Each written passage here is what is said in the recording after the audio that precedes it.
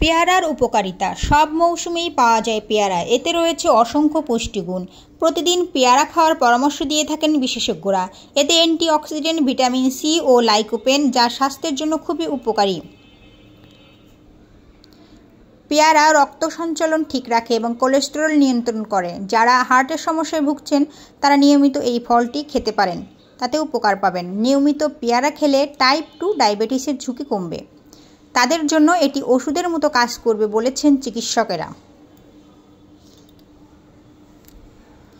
শরীরের ক্ষতিকর ব্যাকটেরিয়া ও ভাইরাসের বিরুদ্ধে লড়াই করে শরীরকে রোগ প্রতিরোধ ক্ষমতা বৃদ্ধি করতে সহায়তা করে এই পেয়ারা।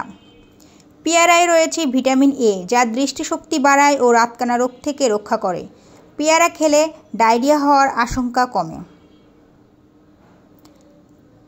পেয়ারা চিবিয়ে খেলে দাঁতও ভালো থাকে। Thanks for watching my channel. Bye bye. See you in the next video. Bye.